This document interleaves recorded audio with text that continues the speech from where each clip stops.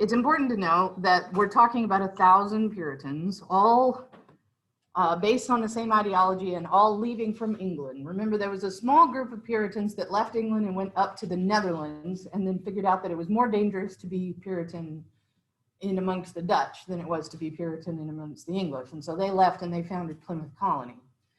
This is not that. Massachusetts Bay was a congregation, a large congregation of people in England who made the decision to go from England to the North American colonies, establish a colony, and create this perfect environment of Puritan life to be an example to the rest of England. Okay, so this is that. And it was 1,000 Puritans on 11 ships that were all sailing together. And before they sailed, John Winthrop made this speech and preached this sermon, a model of Christian charity. So some main points about this sermon. Number one, whoever you are, God made you that way. And what he's talking about is your wealth.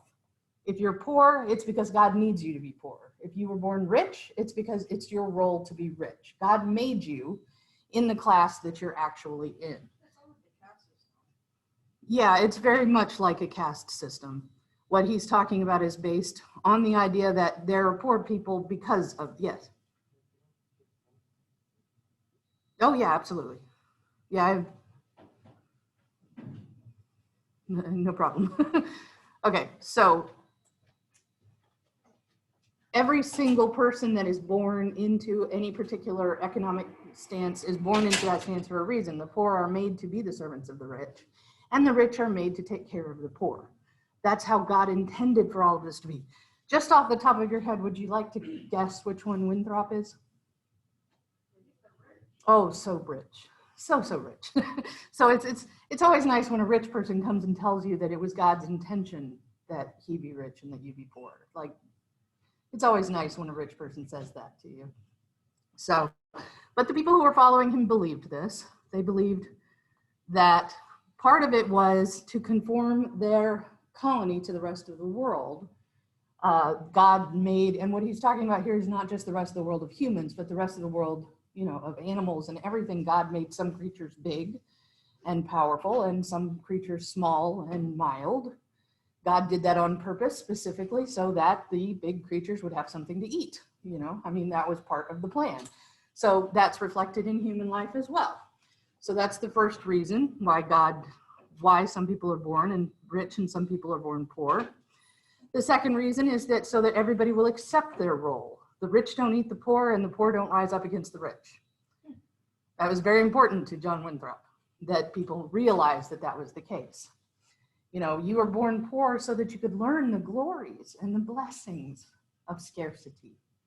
That's for your sake that you were born poor. It's not so you can serve the rich. It's so that you can learn the blessings of appreciating what you have. Isn't that nice? That's nice, isn't that nice? Okay, and the third is so that all men will be dependent on each other. Nobody is rich that God doesn't want to be rich. The rich are able to live comfortably specifically so that they can provide justice to the poor, right? If I'm rich, I have lots of means at my disposal specifically so that I can provide you with comfort if you're not rich. God made me rich so that I could use my resources to help you, so that I could be the person that you come to settle disputes and things like that. It's important to have a hierarchy, okay? So he reminded them during this sermon that they had all signed a covenant before they left England. So this is a sermon that's taking place on the Arbella, it's on the ship. But by the time they're on the ship, they've already signed this covenant, and part of the covenant that they signed, he reminds them that they promised that they would abide by this covenant before they got on the ship. So what does that covenant include? One, everyone is going to accept their role. Everyone is going to accept their lot. No one is going to go fortune seeking. So in the new world, when we set up our new colony, nobody is going to try to make their situation economically better by seeking a way to be an entrepreneur. Okay, so you remember Jamestown? What was it that happened that caused Jamestown to be a thriving colony? Does anybody remember? Dig back. I know you've got it. That's right. James Rolfe happened to have in his possession a souvenir of tobacco seeds from his time in Bermuda. And he tried planting them and got rich as a result. We don't want that to happen in the Massachusetts Bay Colony, because nobody should suddenly rise from being poor to being rich. That would upset everything. So nobody's going to do that in Massachusetts Bay. Everybody's going to accept their role, and nobody's going to go fortune seeking. Even if you find the perfect place to kill a whole bunch of beavers and skin them and sell their furs, that would not be in keeping with our colony. We're trying to be something different here, okay? And you all agreed to this when you signed the covenant. No fortune seeking. Second, the covenant community must be knit together. And what he means by that he says we must hold each other in brotherly affection. We must get rid of our superfluities, which are things that are superfluous, like extra jewelry, fine cloth, furniture that is better than other people's furniture. Yes. That means that nobody is supposed to have in their household any of this extra stuff. Now, they're already on the ship at this point, so probably they left that stuff behind before they came. But nobody is going to sit there and make new precious decorations for their houses, because you don't, that's superfluous. It's unnecessary. We want to keep everything very, very simple here.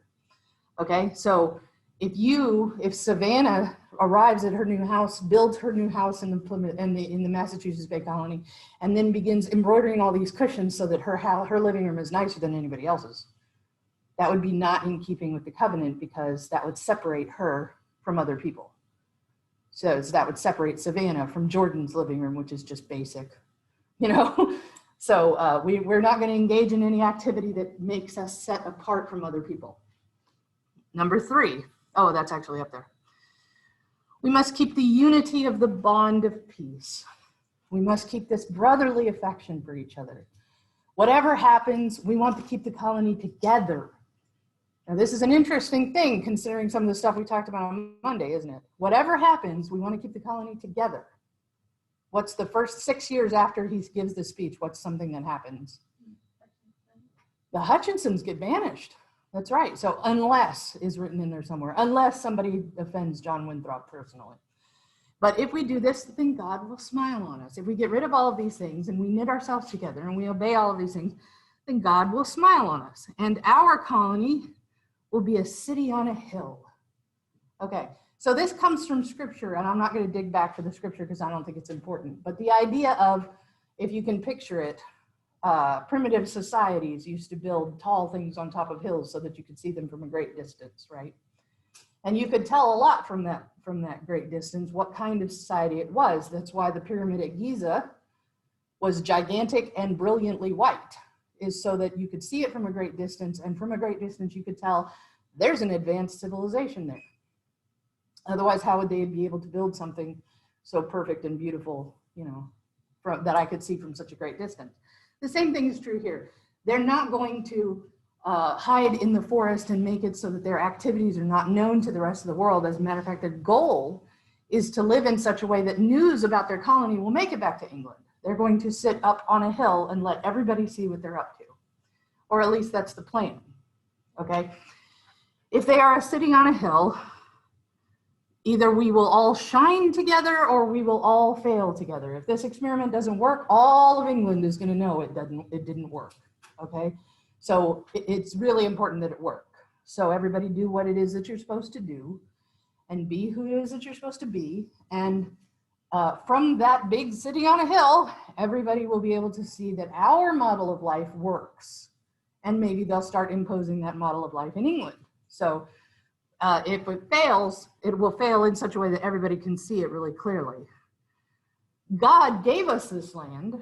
So if we break this covenant, God will make sure that we are kicked off of the land. So for example, anything that's an indication that they might be doing something wrong would be something that pushes them off of the land. What are some of the things that have pushed colonies off of the land before? Right, natives, relationships with the natives. The natives rise up, and what happens to Roanoke? It disappears off the face of the earth, basically. Now, we don't know that those colonists actually died. Probably they were just rolled into the tribe. But the point is, they weren't able to hold on to their colony, specifically because of the relationships with the natives. What was one of the reasons Jamestown almost fell?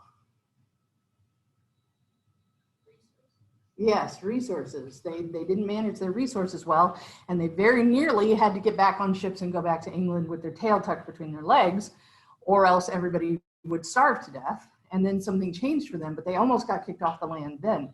John Winthrop is actually saying before they land, while they're still in the ships, he's saying that if they're doing it wrong, they will be shown that they're doing it wrong because the natives will rise up, or life will be difficult, resources will be scarce. The land, it'll feel like the land is kicking them off, that God is telling them that they're not allowed to happen. Okay, that's a thing that can happen. So that will be a sign that the covenant has been broken. Okay, so within a single generation, the Massachusetts Bay lost all of its religious focus. Okay, so like from 1630 to 1636 is how long they had before the first major crack in the covenant came in. Okay, they had 6 years in which they tried desperately to hold on to this model that John Winthrop had given them, and then it fell apart. And it fell apart in like 8 different ways. The biggest, personal fracture was probably the trial of Anne Hutchinson, but before that even happened, there was already a tug of war in leadership. There was already a, we're growing too fast. Yes. The trial of Anne Hutchinson. Yeah, we talked about that on Monday. That was when you were having trouble and you were in and out. You can go back and review it. But essentially what had happened to the leadership was right off the bat, there was a difference in opinion about who should be in charge of the spiritual leadership of the colony, who should be the minister in charge. And since the minister in charge was also the government in charge, that meant that there was a difference of opinion about who should be forming the government of this colony, like right off the bat. 6 years is how long they had. Now they accomplished a lot in those 6 years. The colony grew and grew and grew in those 6 years. But several other things happened. One of the problems broke down into, basically 4 categories. They had their religious differences. John Winthrop supported John Cotton as head minister, and John Cotton had a very, I'm going to say dull, but kind of doom and gloom, hellfire and damnation, droning kind of way of presenting, your future in God.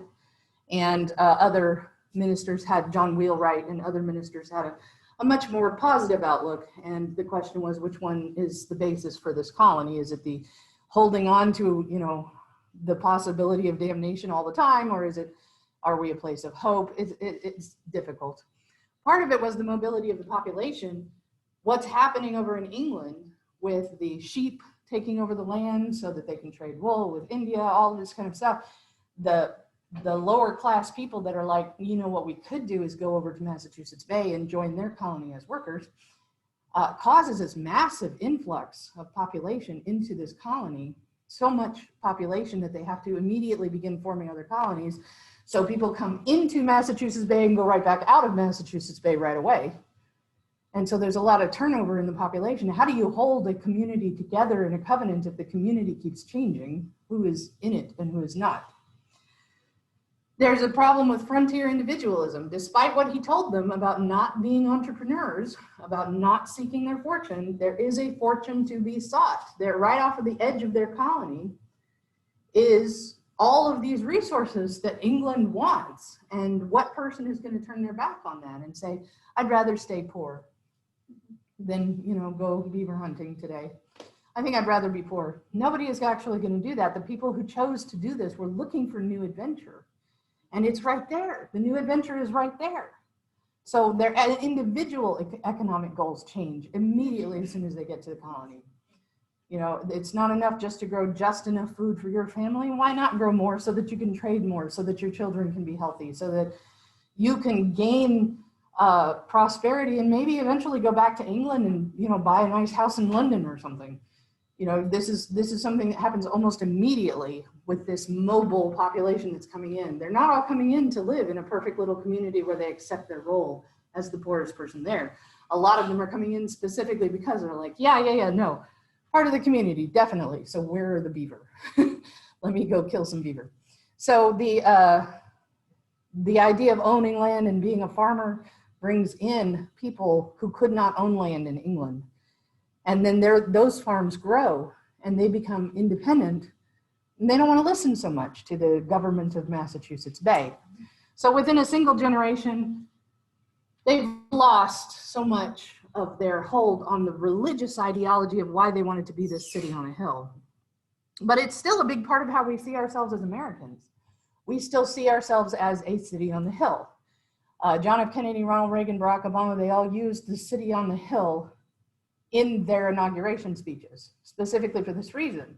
So if you think of the Massachusetts Bay Colony as being the example for all of England, then you think of America as being the country of example for all of the rest of the world. And that ideology has filtered down to us. How are we doing so far on that, by the way? You don't think we're doing good? You don't think we're setting an example for the whole world as to how a good country should live? Would it surprise you to find out that 30 years ago they would have disagreed with you? Even 20 years ago? They would have said, no, we're still doing better than anybody else in the world. It wouldn't surprise you? No, it doesn't surprise me either. I'm a Gen Xer.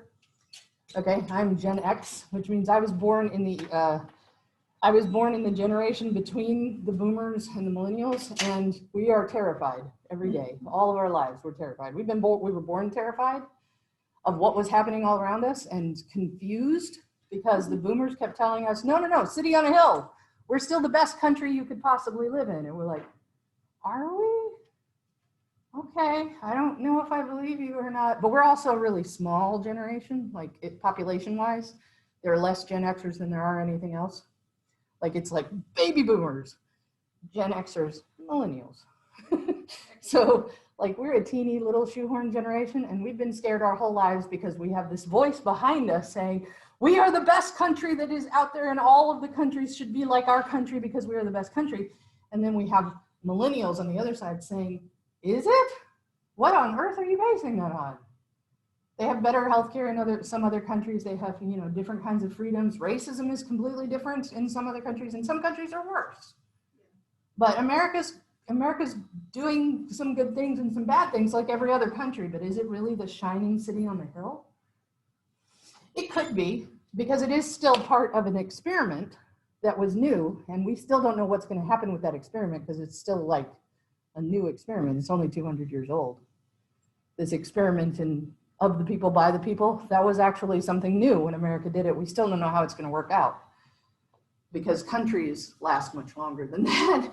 I mean, America being 200 years old, where Portugal is how old? Remind me, 800 years old. England is from 1066 to now, so over 1,000 years old. So, America's experiment is still pretty new, but at the same time, it is very much a city on a hill. Why is it a city on a hill?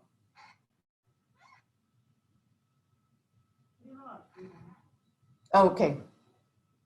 Sure, a lot of countries have a lot of freedom. But why is America still like a city on a hill? What is the defining characteristic of a city on a hill? It's easy to see from afar. There it is. We got it from Zoom. It's easy to see. America is still a city on a hill because everybody watches what America is doing. That's true. Everything we do is visible to the whole freaking world. So when we screw up, everybody sees it. Right? Which is what Winthrop was saying when he said, we will be like a city on a hill. He wasn't saying we will be the best at everything. He was saying everybody will be watching us.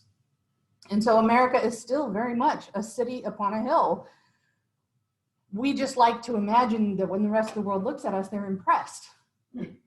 I think they're definitely responding. I think when the rest of the world looks at America, they definitely form opinions. Other countries might not be so much a city on a hill. When Ghana does something, we go, who? Wait, where's Ghana? We don't always know exactly what it is that's happening. Over the summer, Ghana came up with a way to bulk test their population for COVID all at once. They came up with a brilliant way to reduce the number of tests that they had to give in order to test their whole population all at once. And we kind of looked at that and went, who now? Oh, Ghana, that's one of the African ones, right?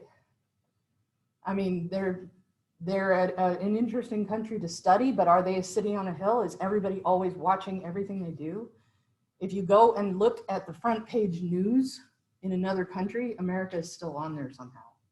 So we are very much still a city upon a hill. Is that a good thing? Maybe, it could be. It has the potential to be. So what were some of the things that they ran into that caused them to shake out and stop being the idealized version of themselves that they wanted to be? Well, one of them was their tensions with the natives. So in 1620, when the Plymouth plantation colony was established, one of the first things they did, taking a page from the Starving Times, one of the first things that they did was go and make peace with the local natives, the Massasoit. And the Massasoit are both a people and the name of a chief. So Chief Massasoit, they made a peace treaty with him. And that peace treaty allowed them to live in peace for some time. As a matter of fact, that's the basis of Thanksgiving with the Pilgrims, and that's Plymouth. That's where that happens. It's a nice idea. They also, kind of handed them the plague. So there's that also. But, they didn't mean anything by it. They just, happened to have it in their luggage that they had the smallpox with them wherever they went. So there was a problem there. In 1636 in Massachusetts Bay was the first real attack. And actually it takes its origins from something kind of interesting. The English in Massachusetts Bay immediately made peace with the natives that were closest to them. And the natives that were closest to them were the Mohegans, okay, which is a bigger tribe. It's an umbrella tribe that also, I guess the tribe that we call the Mohawk, which is not what they call themselves, but I can't pronounce the name they call themselves. The Mohawk fits under that category, sort of. They made peace with them, while the Pequot made peace with the Dutch. Okay, if you'll remember your little transnational history here, the Dutch still have those colonies, New Amsterdam, that become New York later. And so they've got a big fur trading industry that comes right through the Hudson River, which means that their ships are kind of interacting with the English ships back and forth in the Atlantic, and it's not friendly all the time. The Dutch make peace with the Pequot, the English make peace with the Mohegans, so they get into a fight with each other over who's going to take fur and trade it. Mohegan, M-O-H-E-G-A-N.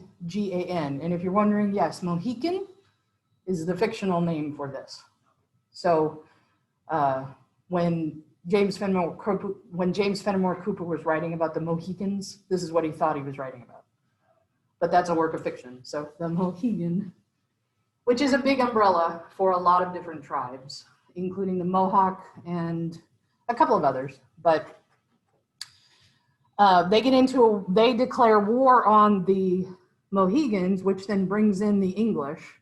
The Pequot, in retaliation for what the Mohegans do to them, come in and attack the English colonists, and we end up in a 2-year war that has a couple of moments. Like in 1637, we have what's called the Mystic Massacre.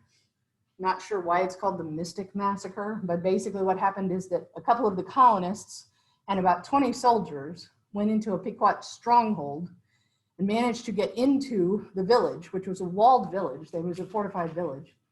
And once they were inside, they realized they were grossly outnumbered by just the sheer number of Pequot warriors that were in there. And they freaked out and set fire to the place and escaped.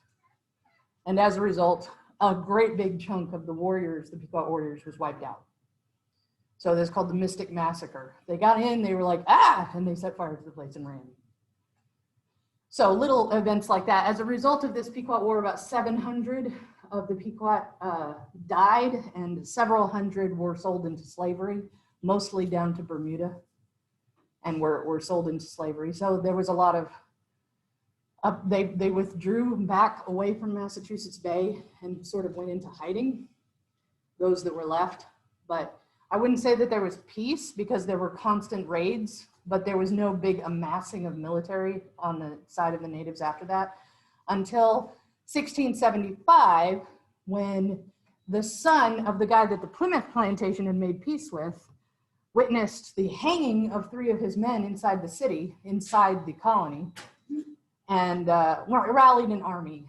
Now he was He was called King Philip because he was the heir to the throne, the heir to the chief that had made peace with the Plymouth colonists.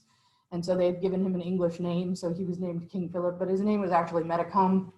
He rallied an army of an alliance of several different tribes and launched a war against the colonists, which he lost.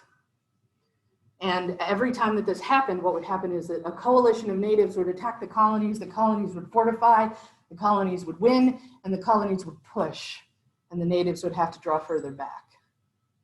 So remember in Winthrop's speech, what it was that was going to be a clue that they might not be living their covenant quite right? If they got pushed off? Well, this was a reinforcement. If we're able to defeat them, then they must not be pushing us off. So we must still deserve this place. So that was a problem. They form governments, starting in about 1643. All of these little colonies that get formed by this massive migration into the colonies begin to form a government that talks to each other, colonies that talk to each other. It's formed by Winthrop's people in Massachusetts Bay, but it includes delegations from Rhode Island and Connecticut and New Hampshire and all of these other places. And during this time, not Rhode Island, it doesn't include people from Rhode Island because they decide as a group that they're going to take over Rhode Island. And then they send emissaries there and look around and like, whoa, this place is full of criminals. And then they decide not to take over Rhode Island. But it's the first time that colonial forces really start to form their own government. Jamestown decision makers are in 1619 are the first time that a colony decides to make its own decisions. This is the first time that colonies network together, English colonies network together and try to form their own government. In 1686, the English crown tries to form a government in the colonies, tries to impose colonies. They've taken over all the Dutch colonies by then. They've had their own civil war, their own revolution in England. They've overthrown one king and replaced him with another king and queen. King William and Mary are on the throne now. So they come in and they're like, as part of this, new life in England, we're going to make sure that we have control over our colonies. So we're talking about a colony that's founded in 1620, that in 1686, the English crown is suddenly like, we should give you guys a government. You think that's going to work? No, they've been ruling themselves for 66 years by the time the English crown decides to try to give them a government. For 66 years, that's almost 3 generations of adults, because adult life is pretty short. So they try really hard to come in, and they include the Dutch colonies in this. They appoint their own leaders of the Dutch colonies that they've now taken over, and they try to network them into a group. It lasts for exactly 2 years. And after 2 years, it collapses and the colonists go back to basically doing whatever it was they were doing before they got there. But one of the things that does stick as a result of that imposed government is these laws about navigation. Only English ships can trade in English ports.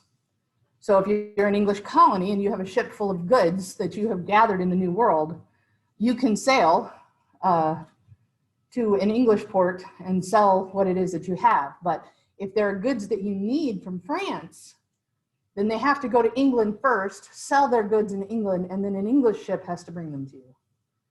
So that causes problems for the colonists because England doesn't have everything and the New World doesn't have everything. And some things they need from Spain or from Italy or from France. They need things that they can't get from England. So all these goods have to go through England before they can come to the English colonists. And what if you're a French merchant and you hear that this is the law, what are you going to do? Are you going to go to England and sell your goods cheap and then, say, never mind, I don't need to deal with it anymore? Or are you going to sneak to the colony and land secretly and sell your goods directly to the colonists? Which do you think is going to make you more money as a French merchant? Going all the way through the English in order to get to sell your goods to the colonists, or just sneaking in and going to the colonists? Yeah, so that's what happens. Ships come from Spain, they come from France, they come from the colonies down below, like the Southern American colonies. They come from Brazil, and they sneak into the English colonies and begin selling goods directly to them. There are laws that say all colonial trade has to go to England first. So if you're selling something from Brazil, which is Portuguese, if you're selling something from Brazil, it has to sail all the way to England and then turn around and come all the way back on an English ship to get to the colonies. That's not really what you're going to do. You're just going to go from Brazil to the colonies. And this is called salutary neglect. And what that means is that for about 100 years, from 1660s to the 1760s, England knew this was happening and was like, I mean, the law is on the books, but whatever, you know, whatever. We don't have the soldiers to enforce this, but the law is on the books. And that's going to become important in the 1760s when they do start enforcing it. It's going to be one of the reasons why there's a Revolutionary War. So let's take a look for a second at our colonies. We've got our southern colonies, which are the Carolinas and Georgia, right? See if I can get my mouses to work in conjunction with each other. The southern colonies, which are the Carolinas and Georgia. We have the Chesapeake colonies, which are Virginia and Maryland, and the middle colonies, which also use the Chesapeake. These are the ones that they kind of took from the Dutch. And then we've got the New England colonies, and that's these. All of these colonies have things in common, but they also have some pretty stark differences. So let's take about 10 minutes and look at those differences. First of all, they're very different in the way that health happens to the colonists, okay? So for the Chesapeake colonies, and that's like Virginia and Maryland, the ones that are, you know, around the Chesapeake Bay, if your lifespan is actually 10 years shorter in the Chesapeake colonies than your lifespan was in England, for a number of reasons. The environment is harsh, it's prone to disease, the swamp water and the brackish water of the Chesapeake is a really good breeding ground for a lot of mosquito-borne diseases. Anybody ever lived in Virginia or Maryland? Humid, oh my gosh, humid, you know. So a lot of the diseases that cause you problems because of humidity and moisture, they exist in the Chesapeake. Life in the colonies is nasty, brutish, and short. And it's hard work. Tobacco farming is hard work, high turnover, high life expectancy, or low life expectancy. In the New England colonies, you have a 10-year longer lifespan expectancy than you did back in England. And the reason for this is you can't grow tobacco in New England. So the crops that grow best in New England are food crops, whereas the crops that grow best in Virginia, since it can grow tobacco, all they want to grow is tobacco. And so they have to grow food where they have space where the tobacco is not already using the land. In New England, you can't grow tobacco because the climate is too cold. So you have to grow other things. And most of the things that you grow are food. So food is more widely available in New England, even though it's harder to farm because you can't farm tobacco. So you have to farm food. So there's better food available. The water is cleaner because it's not the brackish water of the Chesapeake, it's the salt water of Massachusetts Bay and the fresh water of the rivers. There's no place where those create a brackish bay like they do in the Chesapeake Bay. The rivers pour into the Atlantic and go straight out to the ocean. So the freshwater rivers are abundant and the saltwater ocean is abundant. So you have all of the saltwater fish and all of the freshwater to drink, and it's all coming down out of the mountains, which are really, really clean. And the air is cleaner. At this time in London, pretty much everything is made of smoke and refuse and sewage, and everything is all over the streets of any major urban center in England. This is not happening in New England. In the New England colonies, the air is clean. The air is also colder as a general rule, which means that a lot of germs that survive and thrive in the Chesapeake die really quickly in New England. So the people in general are not as sick. So your life expectancy is much longer in New England than it is in the Chesapeake. The Chesapeake Bay colonies were formed for what? Does anybody remember what their number one priority was? Jamestown. But you're on the right track. What was it? What was their primary reason for forming colonies in the Chesapeake? Money. Yes, they're cash crop colonies. Almost all of them are cash crop colonies, which means most of the people that go there are single men. So the Chesapeake colonies are almost all made up of single men with a few women, but very few new marriage opportunities. The reason a woman comes to the Chesapeake Bay colonies is because she's already married to one of the men. Single women don't come to the Chesapeake Bay colonies unless they absolutely have no choice. Most marriages end because of young death. Because the mortality rate is so high, that's how most marriages end. And there's a high mortality of children as well, for the same reason that there's a lower life expectancy among the adults. Children have a hard time thriving as well. So there's not as much family growth in the Chesapeake as there is in New England. In New England, most of the colonists came as families. So most of the people that came as men, women, and children. So they're already bringing in a whole population of people that will grow up into marriageable adults as they arrive, as opposed to, hopefully there'll be a woman there and I can have a marriage with her and maybe we can have some children that live long enough to become adults, which is what's happening in the Chesapeake. In New England, they're actually moving as families. As a result, there are less widows because the life expectancy is longer. There are less women outliving men. In the Chesapeake Bay colonies, there are more widows because the women almost always outlive the men. And so the Chesapeake Bay colonies, Virginia and Maryland, actually have higher women's rights than the New England colonies. The New England colonies, it's much easier for a woman to stay subservient because her husband stays alive and because she already has her children with her and she just makes more children. Divorce in the New England colonies, as a result, is extremely rare. And adultery is punishable by death, or at least punishable severely. In some cases, people can be punished by death, and in some places they can be banished, which is basically the same thing. Women and men, or just women? Men. We're talking about the punishment of adultery of men and women. The women can file charges of adultery against their husbands because they're a covenant community. They agreed from the get-go that they weren't going to engage in those kinds of behaviors. So it's much easier to write laws saying that that's not okay. Women can file charges for abuse in New England and have their men punished as a result. But young mothers bear lots and lots and lots of children. So probably the most likely way you're going to die as a woman in New England is because you had 26 kids. And you're dying by the time you're 30 or 40 years old. So it's different. And one more, community structure in the Chesapeake colonies is based on aristocracy. Remember, the Chesapeake colonies is based on people who supported the crown. Well, they bring that with them. They support the crown, they support the nobilities, the rank of dukes and earls, and they create new ones. They create landowners who are like nobles, you know, people who manage to acquire a great deal of land become like nobles. They become the decision makers. And there is a baseline of people at the bottom that are poor farmers and laborers and slaves, and they are the, you know, shoulders on which all of the nobility stands. They don't emphasize education because they are noble. So who is it that's able to educate their kids better than them? So education is almost always inside the household, done by the family. So there's no need for, you know, upper level universities and stuff.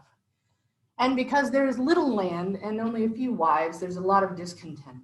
So let's talk for a second about the Bacon Rebellion. The biggest way that this shows itself is in the way that this rebellion takes place. Eventually, governors that were noblemen find themselves coming face to face with landowners who are new noblemen, who are new rich people, saying crazy things like, you have a responsibility to protect us, which is what happened here. The governor, William Berkeley, didn't do anything when natives kept attacking this Chesapeake Bay, this Virginia colony. So eventually this landowner gathered all of the laborers, all the poor around him in a great big gathering and rose up against the governor and overthrew him. The crown stepped in on the side of Governor Berkeley and hung 20 of the rebels. So Bacon's rebellion is an illustration of how much discontent there is in the Virginia colonies. Nathaniel Bacon was not a landed aristocratic person, but he was able to rally peasants to a rebellion against an aristocrat. So there's a lot of discontent. Did they say that this is one of the first real reasons for the revolution? Yeah, it's one of the early power to the people kind of moments in American history is Bacon's rebellion, the idea that laborers could rise up against nobles. And they used him as kind of a rally cry. Yeah, they do. But really, he was just interested in protecting his farm from natives. New England colonies are different. They're not based on nobility. They're based on representation by the people, but, you know, in the hands of the rich. So, you know, in the hands of the prosperous. When they expand, they do things like they have a plan for what is going to happen. If you come over with your household to a New England colony and you have an indentured servant in that household, they have a way for that indentured servant to get land when they're done with their paying off their debt. Like that's all written into their laws. So there's an orderly way that the Massachusetts Bay colony grows. It grows in an orderly way, whereas the Virginia colony just kind of land grabs all over the place. They immediately start stressing education. The colony is founded in 1630. In 1636, they've already built Harvard. Okay, they've already built a university specifically for the education of young men in ministry, but it only takes about 5 years for it to become a university for the education of young men in everything. So they immediately found Harvard. Shortly after that, they'll found Princeton. And shortly after that, they'll found Yale. Like immediately, 3 universities right there in New England. So they immediately put a lot of emphasis on education. Okay, and then the religion is different. I'm running out of time, so I gotta wrap this up. But the religion is different because in the Chesapeake colonies, it's mostly Anglican with the high church and the, you know, the stained glass windows and the gold, and let's build the really magnificent building. But let's not make, you know, religion that important. You show up on Sunday, we'll check mark you off, that's fine. But that's not what life is all about. In New England, the highest priority is your religious faithfulness. Your congregation's a Puritan, and government is formed inside the congregation. So they have a casual attitude towards worship in the Chesapeake. It's not really what they're there for. They're there to make money. And they have a very strong tradition of worship in the New England colonies. I'm going to post all of this on Facebook. Ugh. I'm going to post all of this on Blackboard. But I want to ask you this question. In 1645, John Winthrop was put on trial for being a bad governor. So he founded the colony in 1630. 15 years later, he was put on trial for being a bad governor. He gave a speech called the Little Speech on Liberty. And his little speech on liberty was, you guys appointed me governor. So anything I did wrong was actually right because the governor did it. Okay? And that's basically the basis of his speech. I'd like you to take a look at it and kind of familiarize yourself with it. There's a good chance it will be one of the documents that's on the exam.